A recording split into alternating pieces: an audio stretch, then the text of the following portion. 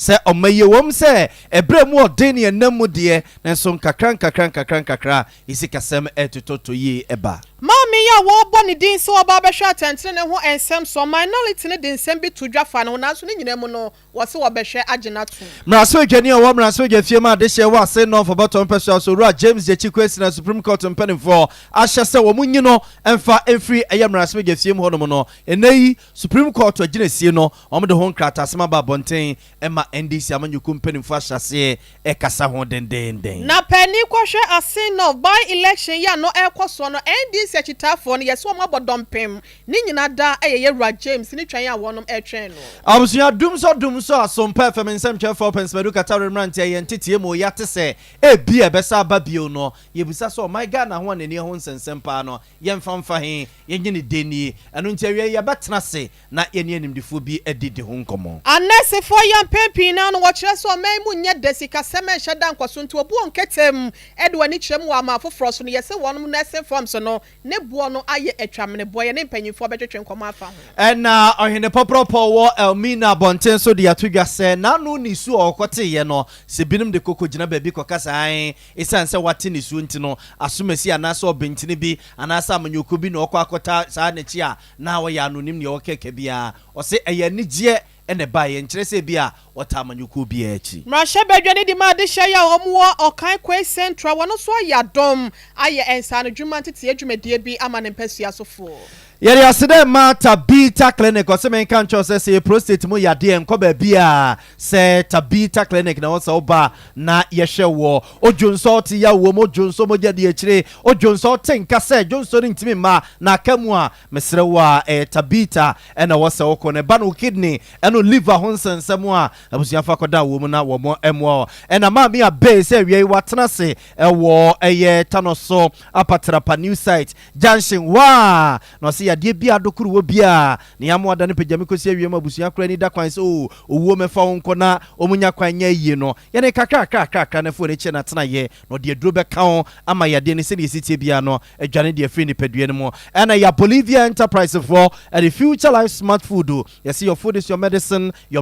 is your food udie no ene se bia wuntini no ama mo jene dia fusa ne ye dia ma eye bafua cloud internet Ghana say for internet won sensem nyina beda wunum se wo yusu no fie anasa wo de wadwum anasa wo de open wo de betum pasa wifi bia ne nyina omo be ye ediama wa bra ye ju sika kuma bi ena so was herbal clinic se men kan kire se eba ni stroke wa wo mo ye expert ho wo mo no mo nkosa yade e ma nante ho nkoye de ma wo mo nkosa yade e makasa ho nkoye de ma ye saw stroke yade no a ne hu se watene a wo kwa enkoye se bia kakra bia ka e wo se wo de comfort fa ba bi ne ade a so was herbal clinic se men kan kire se stroke no emfa ene fie dudu adie mpre dudu a akwa banom ne ade a fa beda wunum na wo mo ensa yade awie wo mo ene ebo echi do mo ma ye vemu a ba bia wo bia ne yetimi aba na ya ba besom wo medin ede na ya obo amali bia boga awie mene ohine ire mame akua ye bo asia ma na ya ka se Sompa 93.1 kumasi atwafo ha se no no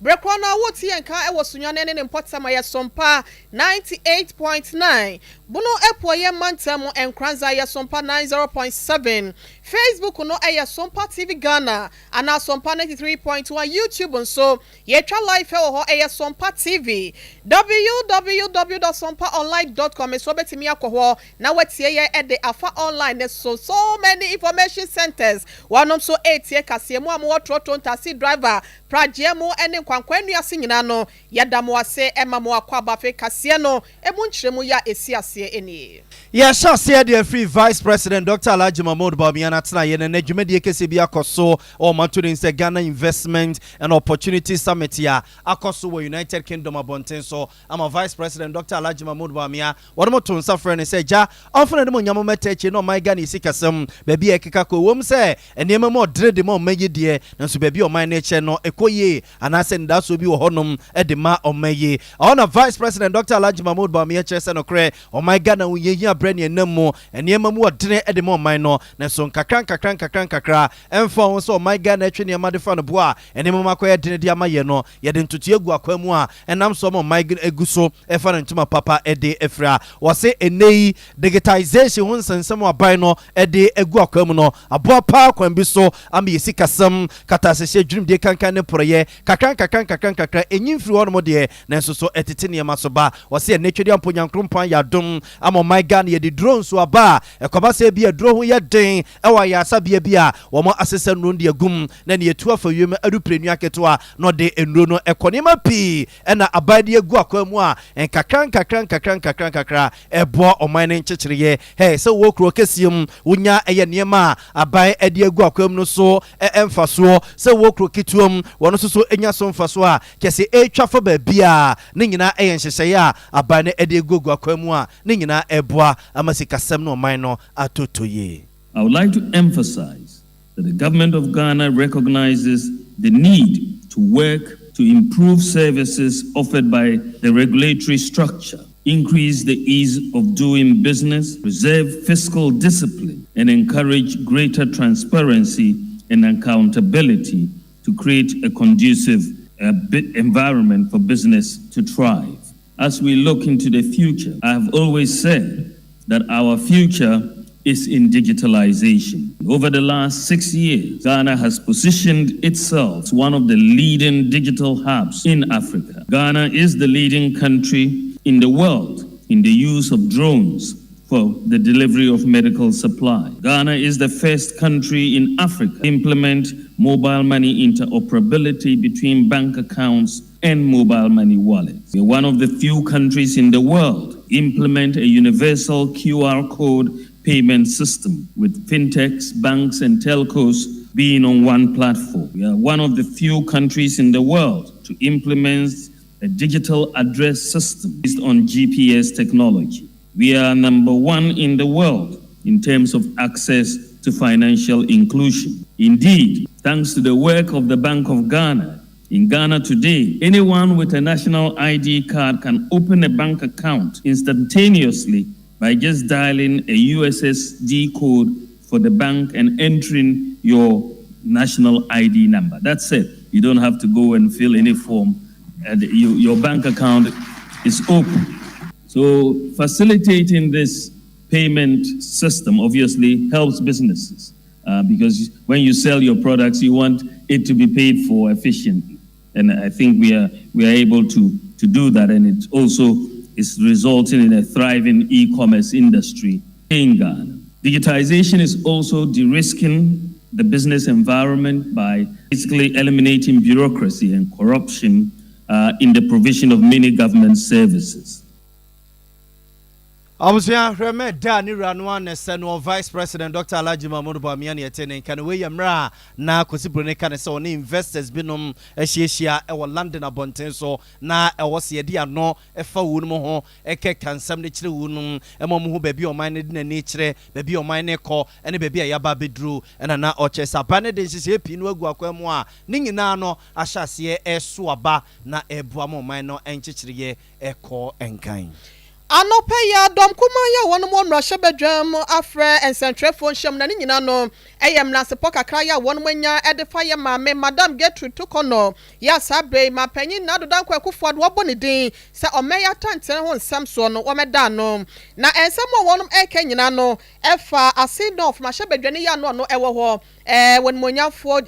James Question wano so ni tuo ya wonum etu no sa wokyeremu a dual citizens or your might be asunipa and wasaya on my Ghana ya de hye ni nyina no eche se ya mamra no etiente no enam so ama Supreme Court wonum ema judgment se wontimi nyamra hyebedwane ya mra hyebedwam so egitu mu esa na ne nyina mu no ye kasa no wonum so omanyam na sepɔ de na so no Madam Gertrude wonum behwe no omagina tum se be ya Ghana ya tente ho nsɛm no ebetimi asipi na sita yenko ya mani boni na na ya chi twenchen na onfa de efri wonyina ewo nkrampopuni mantemo eye domo a wonom ewo emra hyebedwam edom kuma no wonom so press conference no de efri mu ba ye no na wotemenka awie ya mu ha eba Sompa kase so meju so menua oba no apom te sen hello nana wapom ye meju nka o meju so nana boye nkyeremu ene de na course ewo mra hyebedwam bradom kuma no hia ye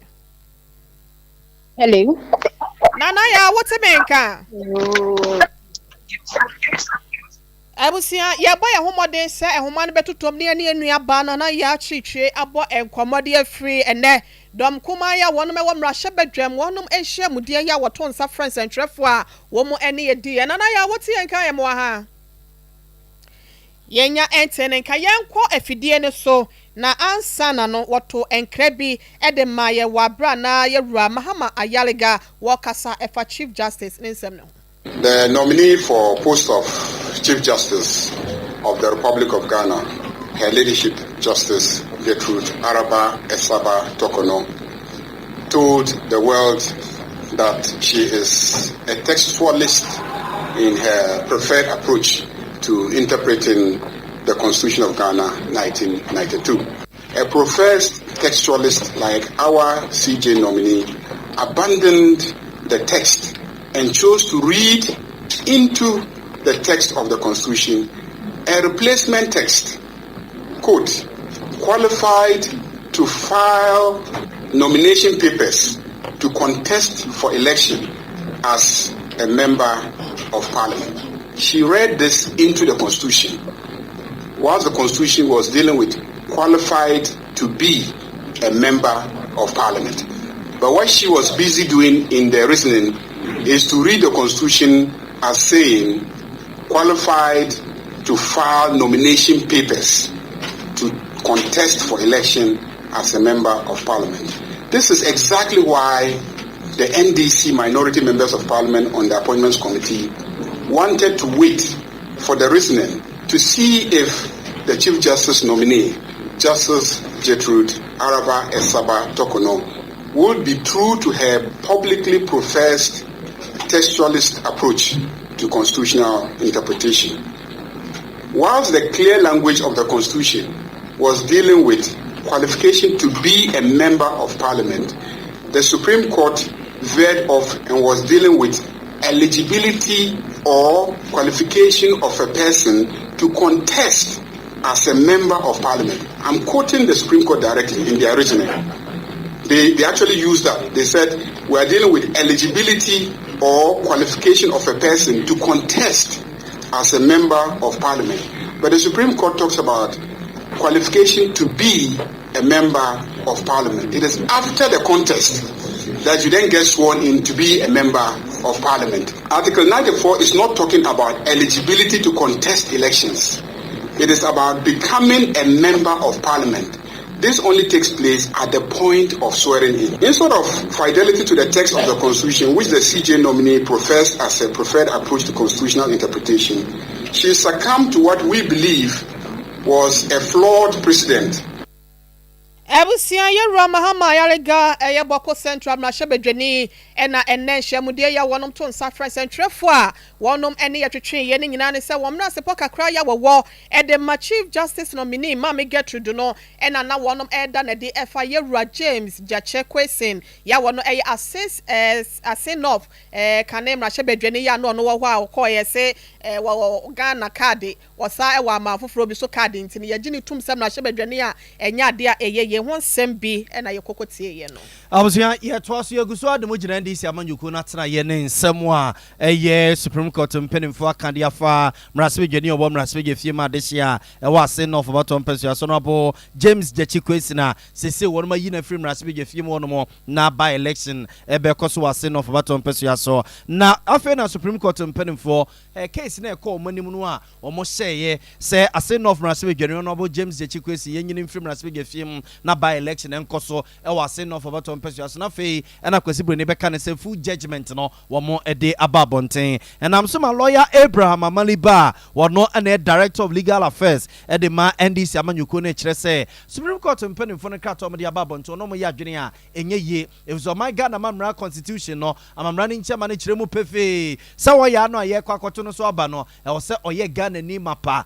no kra no kram se wo komu a honorable James Jachi Kwesi na mra no mo kwakoto no so aba aba na yeto aba yi mampene ene mrasujafo no na oye Ghana ni mapa na fini kekawa bia ni ne ho eno nti se nipa binom tabiri asem no ebe to Supreme Court mpanimfo nim na semra no omo kohwe ne fa ketua baabi wabra omo nhwe ni nyina asa no a na atentene ne ho nsensem enwie peyo ewo sa asem no ho nti omo andi si amanyoko ndie omo efise court no ene wonoma enni niyi Honorable Abraham Amaliba nsem a wode etudwa kakra ni. Come back to the ruling itself as published today. It is mind-boggling that the court failed to address Section 21D of PMC Law 284, which is to the effect that the court would only annul the elections of a person if he or she was not qualified at the time of election, not nomination. So the question is, why did the Supreme Court fail to address Section 21D? And the Constitution does not tell you when the time is fixed. There's nowhere in the Constitution that says the time is fixed at nomination. Supreme Court, I'm talking about how the Supreme Court came to the determination that the time for qualification is at nomination. What they did was to take care of the Natos case. And the Natos case was made or given at a time when the Supreme Court did not avert its mind to Section 21D of the PMC Law 284. So when the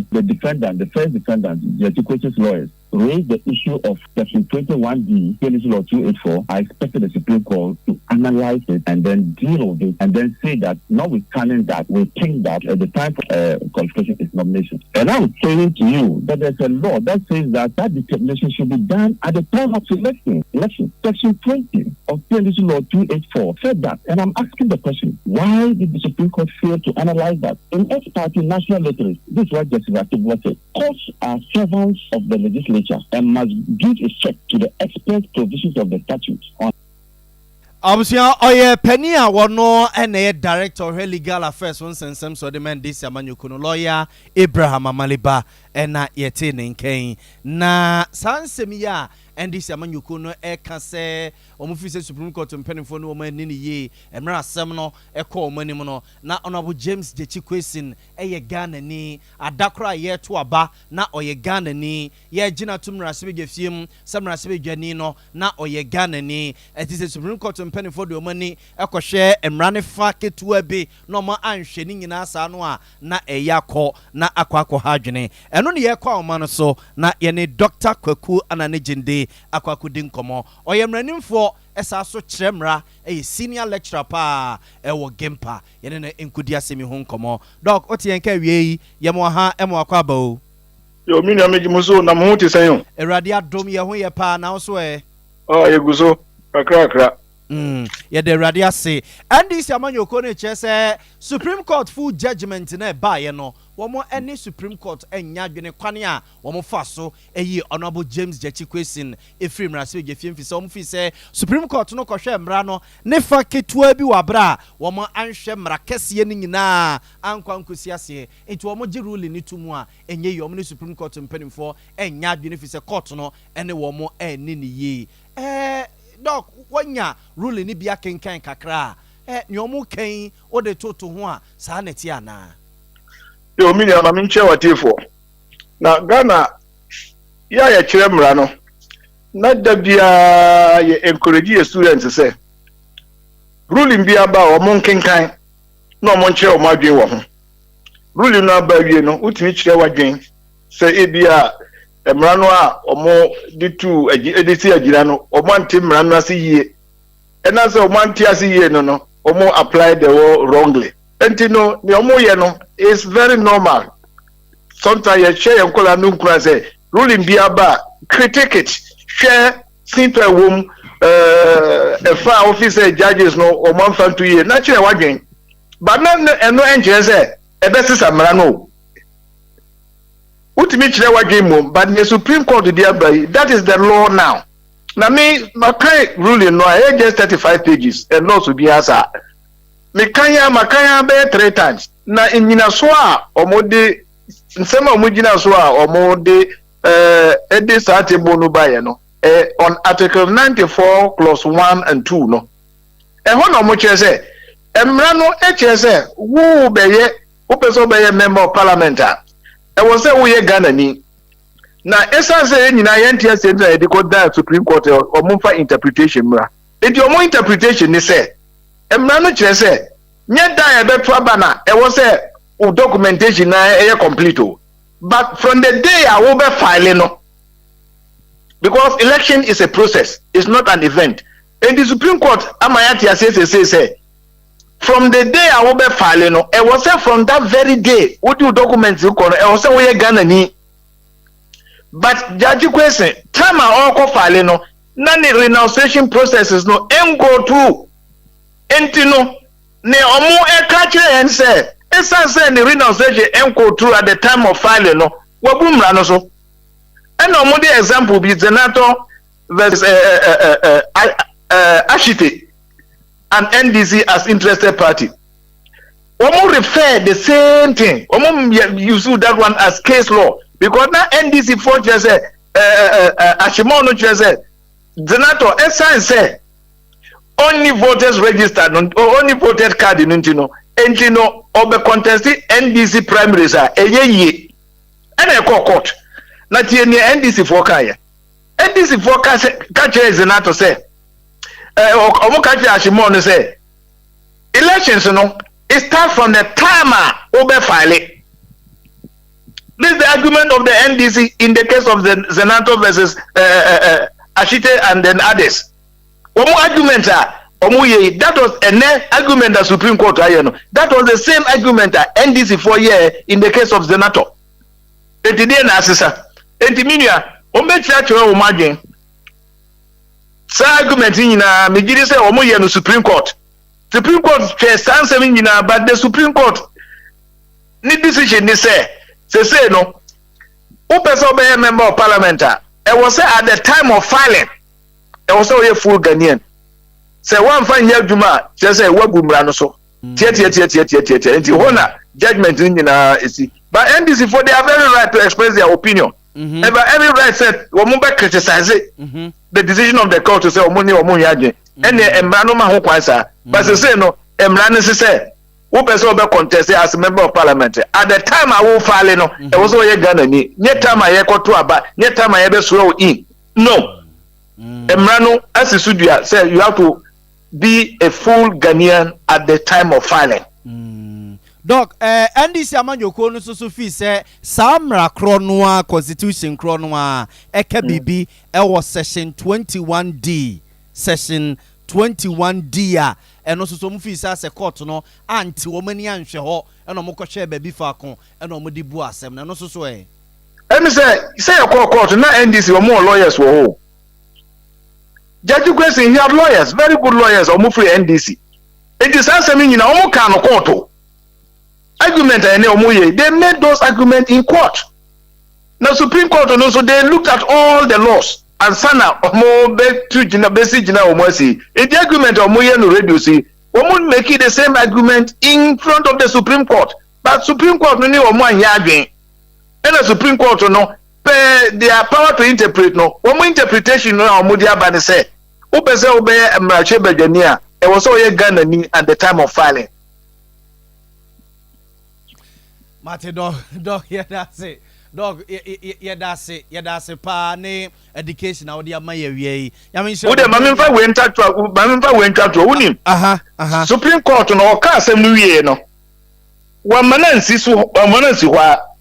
Odi bibia ye fe no consequential directives. Enti na je ni say atembo ye dia bai into so ni say at the time Judge question all filing now he was not qualified. Ne to so biom Ekwada electoral commission agino nimno anka o say electoral commission wo mo ye due diligence and I say wo mo ye due diligence say and o mo ma ho kwan say Judge question uncontested o mo so na mo na o matu no e ma no kwan say uncontested no so eno so etiamra ena abatu aya to yi Judge question say o me o me she emra magana o kwa member of parliament no Sabatu no emramu no o mo fa no say yade a ansi is null and void emramu no eni nyina so and the last one o mo ka say esa say ni aye nyina eni nyina so no say o mo akoso enu ino yanso enu ino ni nyina it's null and void and of no legal consequence eni nso so bia and the last one and the directive and no more other parliament. Say, when you need free members of parliament, Katanum, that the last consequential orders are Supreme Court on the year. It is Niakosino, no, NDC. Doc, a horse soon a man for Busa say Supreme Court to say, Yenyi Honorable James Jechikwes in Ding in free parliament. Now, but one a course so I was sent off Nyanko Chum, say Bibia and see Nyanko Bibia for Fraudia. James Jechikwes no call parliament, no one, your mrebi or honomua. Or more edi hu jumano or participate, especially with the election of Speaker of Parliament. No count any yes, idea no. Any yes, Supreme Court akasa. Nipa benum susu fi say. Sa niyama biya koso. Emre biya ya jiatum biya. Adie biya ya ye biya. Jechikwesi no account hono. Yenko training in a mano susu eh. Yo mini ane tieni say. Emre biya no. Emra any retrospective application. Say ene wa yemra. Now say, oh, now media of Mumrano at that time all participating, not the Supreme Court. I will declare the election as null and void. Not decision in MI. And in the at that time, won't you mean say, oh, say decision not until the year no young conquer. Oh, yes, I know you'll be applying the law retrospectively, but Memunzono laws must not have retrospective effect. Unless and of course say law no HSA it should have retrospective effect. If you can understand that ye yentimi kwaji mami ncheji omukakra say na ya shemra say ma obia enche short skirt e ma me class e wo gimpa e na obia ba say oh doc last week kra me hu say sa ba you no short skirt na met my kajo say at that time I was short skirt no na emrai enye mai enti midimra no di no enye ye. I'm trying to apply the law retrospectively. And also no emramuno in as well. Eka dog ne nka me ba busa wo ye say James Jechikwes so ye kana semi say ye Ghana ni ento ba Ghana ni de enke enya no no nko ne ba bi say ye be say na no kuta krata enti say ni senti ye de criminal charges say kwakobo no say wa ye process na ma wo ye Ghana ni enti nke enya no say retrospective na bia no anamboa David unim na tiani say ene me no kasai Jechikwes why renunciation ni bibia ye complete no correct ene otumi contest as member of parliament no correct na criminal element aba ne say omo kire say tama ogoje passport no yes sakwa bi dia bonu dadaw I wo high court e o Cape Coast. Okay. 12 February 2021 and this charge no bono. Okay. Say the time I go the passport no. Odintro passport officer no. Okay. And then you to studio almost say what forging the passport. And oko make statutory declaration onim say enya no correct. And I say go false declaration because who could file as a member of parliament form bi I also declare say asema mika no correct trodo no correct and only a false declaration aye no such charges when you know etia section 251 of the criminal code. Okay. Enti santana na omode bonus say na yes say bonus na omode bonus since February 2021. February 2021. Now as I said you did asem no call Supreme Court aye ko di nti omode tabot so say yen we Supreme Court de no ansa na ya beto we so. Okay. Matthias here doc nyame nti ne wo no say the obetima contest but contest and so be ba chire no e na yentimi enso ano but it's a risk that they are taking. Mate doc doc nyame nsa we ye da se pa meso me da mase. I was for Dr. Kwaku Anane Jende a senior lecturer yemrenim for esaso echrembra ewo gempani na kwakudim komu. Afe ye ko ewo asin of by election ye nyankopon ye aduma bosumi ni de to so aduono so eba so no ene enyani kohwe ewo asin of ye se nyasem ketwa NDC chitafo no one more bodompe mo hono nyina ni so monyo for James question one of a train no mo declare ni sawa ye okọ on post ya wo bia ene no enkonkosi akan ye nkọ na ye mane boni ye nua bema Ericanan okoduru ho no chitafo no komo bia wone wonom eboy ne enkotie bi me ba ye bekwa ahoma ne so and then me sure him say ye balance no near united the whole world Ni mo se mi wura. Kasa obeba. Obeba ni ehun ni se. O jane na so. Yo mo ye yina. Abotu e. Oba aba ehwe ni mu ni say Joko Sintina na nyina ya be hye mu wa ha na so mu si Joko Sin qualified dia wonu no koto aba no mu yi parliament aso no so yin president Akufo-Addo so mu si Joko Sin ya in bad quality qualified dia and the president Akufo-Addo disqualified for reason ye na ya ba be hye mu wa ha ya bi o so na bia ko ye de ba be hye ya papa Joko Sin ne say e ma ye bre ye tumi ntoshe papa ye so oba ye no wa me ye bone o so aba ma no wa me ye bone oba ye no o ma ye cement o ma ye roofing sheet ma ye de ye ni amadada enti ye nim se papa de sign ba oba ba be ye ni eburo so e de ama ye enti na ye na ya bonchempo na ye de aba be gina mu ani enti waga wa no onu a de akwa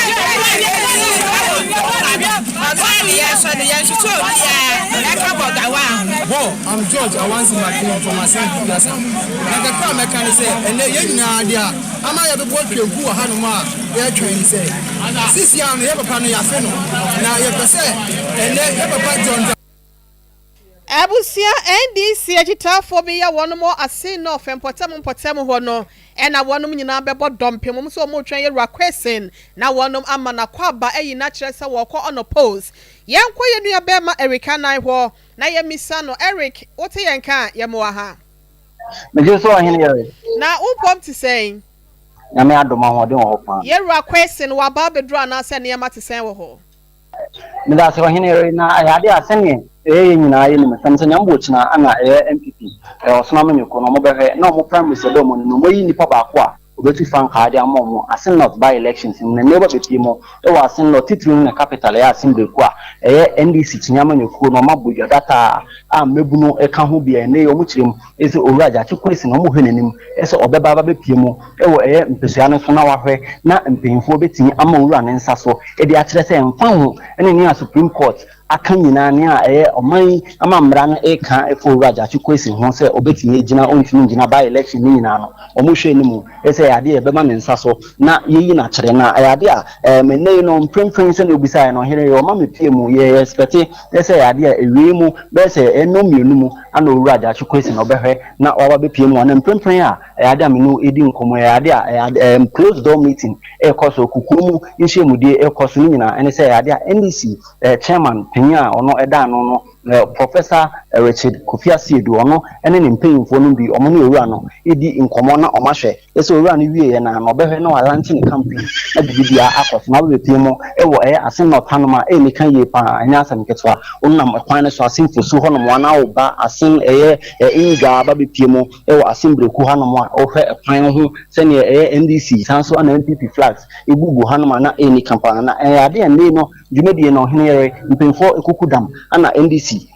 chinyama nyoko no mo hwe ni mo ese omo beba na omo di omo ni monyam ababe teetire mpemfo chima owura okuvanda point ebeba hanum sanso na kisel ato force na ono minority leader sanso mrashe begeni edema ejuma ko enyan esiam no owura na eba hanum bi nila antivanda point ebebi sanso ana new edubiase MP na din na ono abo Abdul Salam Adams eba habi regional chairman se mbi kan de ni ntu jo ni executive so munyi na eba Joseph Yamin owura na eba sanso ana owura Kobi Ballon no national NDC deputy organizer ono so ba sanso na mpemfo dodo na eba edomani monyama betai owuraja chikwesi echi na omahwe ama owura ne nsa so ese ono fa ho ene ne a ekonyina se ne nkofo no bi kan mra no mo de to anom no mo ma ne nsa so na bibi etinya koyi na omanga na sanso na wiase ne hu ese owuraja chikwesi na mo de ne kono wi a walante ne campaign na omahwe no mo de bibi a hyehye so henere Eric said the wasi abobo mpanyimfo ani ti anya oyocho road de yenya ne ti yesa ohoje bia guest house ni hotels ahodo no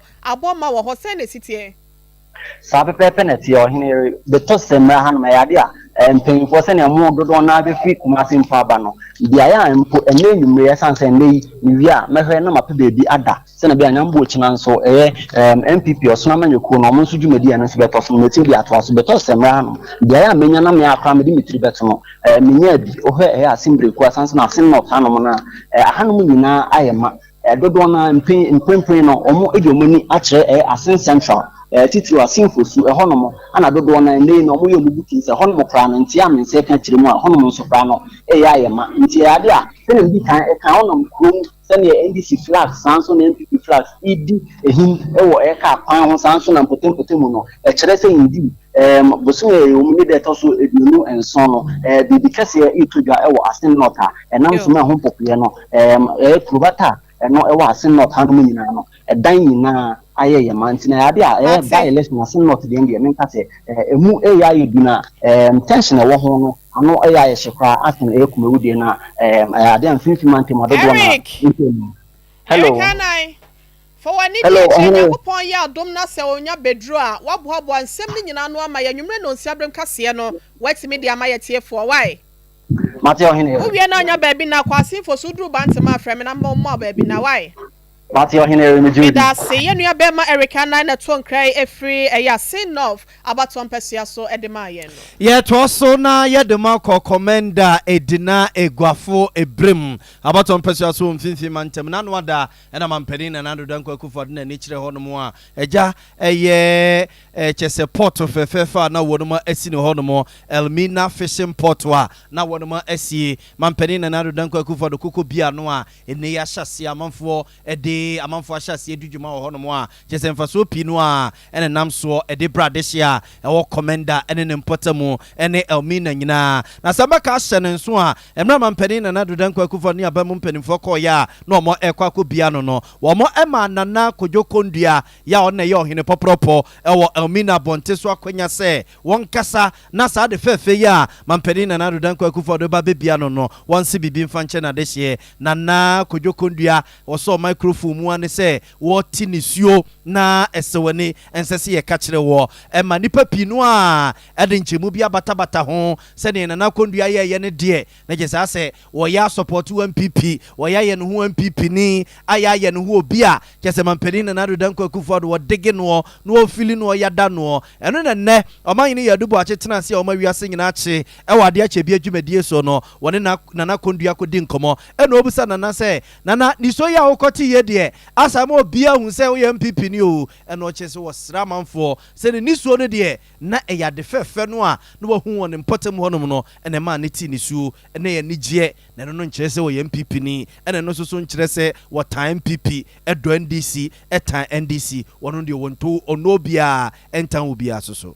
Elmina Bobadi, they came Elmina in the Bobadi. From there, no, what Elmina Kawa,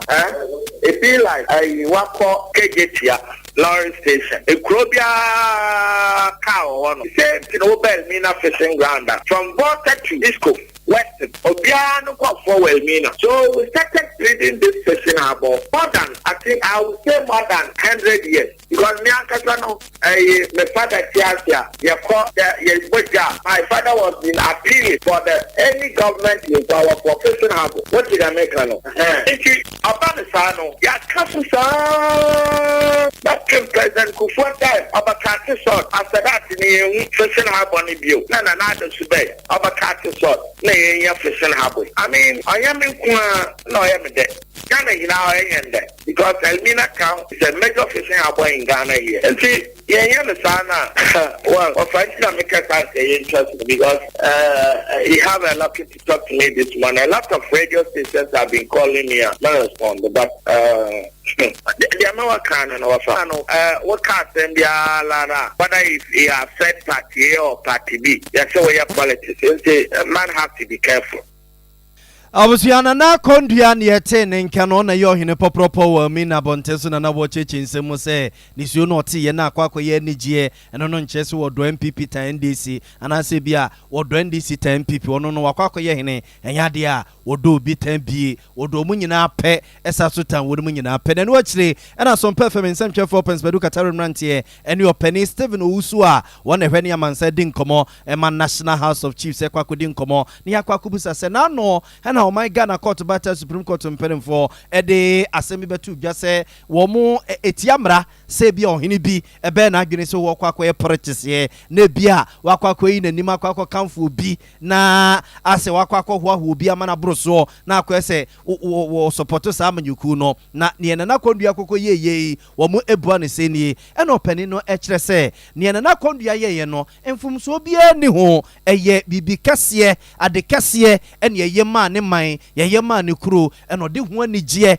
ɛne ho asedama mpanimfoɔ ɛno no nkyerɛ sɛ bi a wɔyi n'anim so ɔdɔ MPP anaasɛ bi a wɔtan DC we politics sɛm biara ni ho. Chief, that to me to do now because local assemblies mean some. If you ever call district assembly, no, you put to it district assembly. Yeah, you see school down, you choir assembly, no. Or senior or the paramount chief within the assembly, no. Sometimes he may not even be aware of those developments. The only thing that goes on say you're born an amani, and I have you have and see endorsement is different from praising. So when I dinner a jump now the most party t-shirt or the party near ma aguni komen and sa no dinner hold my bar equity a man for about ma party A and now party B. I think that is what the Constitution or the Supreme Court is talking about. But I say I buy a billion punto a ma and learning a man for. And if you say, "Mount for your hotel, Mount for your nature, when you're prepared to call me, Masua." That's on another boat, a buying a bus say, "Oh, there is me. You had me and Saka." Then I did the relief of bread, your mount for. Me said, "No, na, Supreme Court in the country." Opening Stephen Owusu na abusuafo yɛ ten nken. Abusuafo yɛ monremo ɛwɔ ensɛm foforo mu na yɛkɔ aseɛ yɛ wɔnom hwapɔmden ho ensɛm so. Yɛkasa yɛ adesifoɔ no binum ɛde wɔn nsa tenetene wɔnom so. Ne nyinaa ne sɛ wɔkyerɛ mu a ɛyɛ forms ahodoɔ bi a ɛyɛ na mpanyinfoɔ tɔma wɔnom pɛ sɛ ukɔdi dwuma ɛwɔ ama foforo so na ɛho hyehyɛyɛ ɛne sikasɛm ɛkɔ yɛ di ma wo a yɛsɛ Ministry of Health no yɛsɛ na sɛ de wɔn si tɔn forms na boɔden ɛne atwamene boɔ no aka ho bi ama nursefoɔ no esu wɔ abra mmra no so no ɛma ho ɛkwan saa no ti yɛn kwa homa no so miankasa me nua bɛma yɛra Jones afriye anto wɔno ɛyɛ asante mantam asɛnum titirani ɛde ma Ghana Registered Nurses and Midwives Association ne no ɛnkɔbɔ ɛnkɔmɔ ɛmfa nsɛm yi ho me nua bɛma woteme nkan na awie yɛmo wa ha Mejo sumni aba me gidi sa wo ho yɛ pa me ho yɛ pa father so I am proud of you yo yɛda se papa yɛda nse me kɔ hɔ me hu mama mankwa enti ɔse wɔkyia why yeah almost sere me sɛ me nua bɛma nam ne kasa de ta me mfiu me nua bɛma bɔ yɛn kyerɛ mo sɛ de ensɛm asi kwɛsɛn ɛna wo ka de afa ho ɛne sɛ Ghana Mrane bibia sɛ nurse ni a aban de ne sika training no sɛ ɔbɛtu kwan akɔyɛ adwuma wɔ bi man so a ɛsɛ ɔbɛgye krata o Ministry of Health na Ministry of Health hwehwɛ ne mu sɛ okɔ school wɔ hen wɔde aban sika ɔde hwɛ no wɔtua ne ka awie wɔyɛ adwuma atua ka awie ansa na wakɔ ɛno ne yɛfrɛ ne clearance form na ano na kane no yɛkɔ kɔtɔ form no wɔ Ministry of Health ɛyɛ 20 cedis in fact form na yɛka na A4 sheet a yɛasate question ato within wo staff number wokɔ school wɔ hen wogye alawa na wafɛle na wode kɔ nti wode kɔ a ansa na nurse na midwifery council no ehunu sɛ ne abanka ti metim aka wo ho asɛm akyerɛ nurse na midwifery council wɔ ewiase man biara so na watimi akɔ na ɛno no na yɛ 20 cedis na last year aban de pass 100 cedis na yɛ sɛ no de ni asɛm bi aka wɔ ho 100 cedis yɛ tua yɛ wɔ na 1st November a Minister of Health twerɛ bɛbɔ the office sɛ efiri na ɛkorɔ on clearance form ni bi yɛ busa na sɛ on kyerɛ mu sɛ die nti na o ka kyerɛ me sɛ me na o yɛ adwuma o ma me krata kyerɛ sɛ me de o ka ana me ne o ka kwa o mfam na bi na kyerɛ sɛ ministry ni yɛ saa na o bu wiase mmara so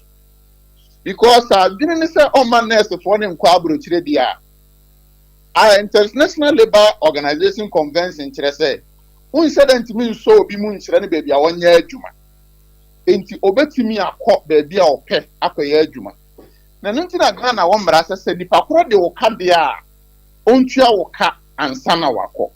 enti sɛ no ntina wɔntɔn form no de a ɛnyɛ ne kwan papa ne so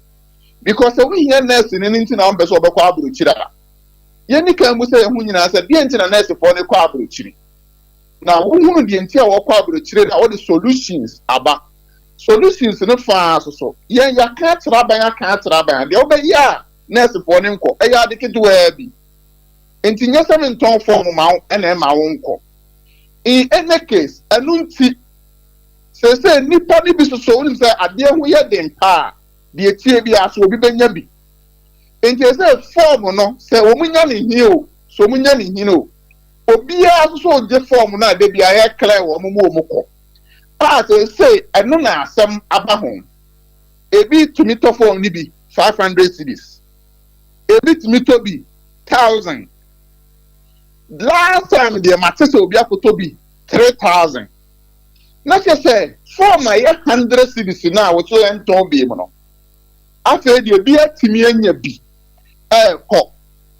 yɛ record sɛ wɔn na ɛsɛn midwifery cancer yɛ follow kyerɛ sɛ wɔn gya form ne tɔn no nipa dodo a ɛyɛ clear wɔn mu kɔ no so nkyɛn wɔn nya form ne bi ba na kyɛ sɛ egu so ma corruption ɛkɔ so mako kan wɔn bɛka sɛ memfa adanse yɛ mmara no kwasɛm sɛ mede adanse yɛ ba na kyɛ sɛ mekɔyi nurse ni ama sɛ nurse wɔ akɔtɔ bi ama mahunu ɛno menyɛ ready sɛ meyi me member ama sɛ obi akɔtɔ bi ama mahunu ba deɛ ɛkɔ so nso yɛhu na deɛ nti na form a A4 sheets ɛyɛ 20 cedis odi akɔ 100 de apene so odi ɛsɛ aduru hɔ asomagre yɛn tɔn biem enti amanfoɔ tɔ no atwa meneboɔ nurse fo no kɔ mo kɔ no deɛ ɛnyɛ wɔn nyinaa akora na hia form no ne wɔn akɔ efiri sɛ so wɔkɔ akɔyɛ professional nursing wɔ hɔ a ɛna ohia form ebi kɔ akɔyɛ care job enti care job ɔkɔ no wɔn hia professional license no wakɔ ɛno nso wɔn gu so ɛɛkɔ enti yɛn nyinaa yɛn tena sɛ yɛn lɛ kɔ a bɛfa so a nurse fo no ɛnkɔ na wɔn bɛtena ha aboa ɔman no ame ahwɛ. Na yɛn tɔn form a adane corruption wɔ ministry no. Yo bra wadaro ma mi ntwa no na ma mi sa na motuo be na motuo mo be kompanyifo hɔ anasa mo be yɛ dɛ. Ya kɔ hɔ ya kyerɛ krataa sɛ mi hu deɛ yɛ nyɛ okɔ am so mo dwene ho omo pɛ policy di aba November 2022 say yɛ wɔ June 2023 7 months now. Solution mai na amanfo nam ho yi wo mu ye e wo nurse fo no ho wadaro ma yɛmfa wo nsia ne yɛmfa mpa yɛnte akyerɛ sɛ mo ai papa betimi afiri wo mu nkyɛn aba why me da asemi nua ba ye da se so ye nua Bema Jones afiri ye anto no ye titene e de ma asante mantem ase Ghana Registered Nurses and Midwives Association no ene ne kwatwetwe nkomo yi ye aseda Emma Tabita Clinic was men kan cho say prostate mo ya de ene diabetes no kidney ene liver ho nsensem a enko ba bia se Tabita na wasa do wani ekire diabetes ne prostate ne de ukuada bia ena doctor for etenase ye ho adwuma na mum yarwa ahodo ne nyina da bia da obetimi aba prostate no ojonso te ya wum ojonso mo gye de akire ojonso te nkasa jonso na kam ne nso ntimi ma okra de katite na akwakoto be mamu a bra na yemo ene ba diabetes no ase bia type 1 type 2 num ne nyina ye ho adwuma esa e de free ho no mo e de ma o kidney ne liver ho nsensem no a ye se transplant nom ne ade a eja okoden na aye dadwene de aba beto abusuan so no foni ekire Tabita Clinic ya wo Sofly alignment on ma wukumase odo ne eche nkrabonten so a Madina ye ho no mo e na takwa ene takrade ene sunya nyina so se ye ho fra 0260196219 0260196219 about the prostate ne diabetes no a ye free test any free scan edema ye patients nyina emra oba honom ma me abe say we for ne eche na tena ye na yade bia me se be ma free to panye na obi amfa nyinsenhye wo da yade for ne che ma me abe honom yade aduru be ka ho opese okwakudo nsuru aba na wota de twero wan e wo nantem ne so ba tire wa eye pipripi kama de ma wa maami abe so obeye ho adwuma de ama o eba no prostate cancer na etete wa maami abe eye ho adwuma pa stomach ulcer nom ene ye tro oyi wa bra won fa sekan kan wo sickle cell yade no a ya dwene ye se eye nto yade na eye abonsamsam ne abesam ne ade no for ne che maami abe ho sempo eye honhum yade a maami abe se no beto nchia wode aduro kan wo no ne dwampa ye ede tato mesro o wata no so apatrapa new site wa for 0243 3453 92 0243 3453 na oje oso ya Bolivia Enterprise and the Future Life Smart Food. You say your food is your medicine is your food. And you no papa wo mu no ebiebie wuntire no mo jane ediefu sane ye ye prem kwatintin de e da sebo a ye dwent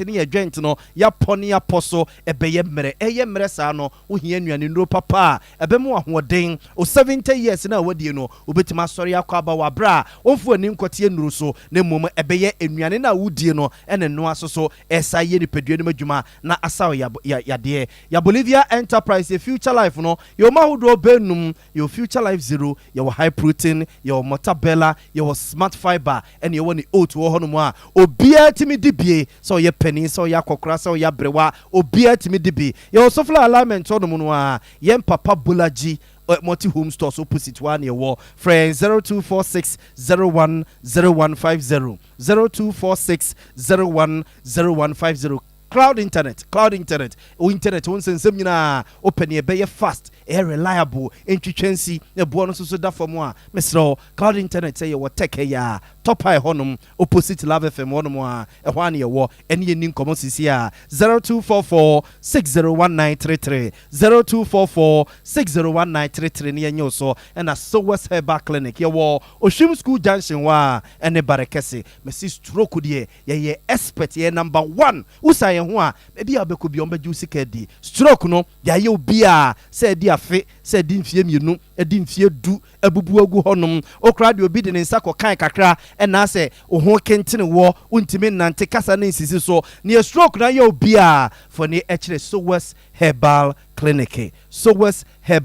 ye expert esa so ye excellent eba ye stroke ya de mu a eba no fibroid num liver diseases num oba ne be ma mo pa wo enam yarewa hodo nyina ye sa ho ya de wa bra ye de bibidro ya ye de suru isa fo mi sa hwentia ene akakedo kakra wo mu no ene ye de esa ya de ene ye monkomo e 0243 282629 0243282629 na so West Herbal Clinic here Joso ebja for ye na ye ho kakra mra ye ba nsem ne pia ka kire de be piem so awie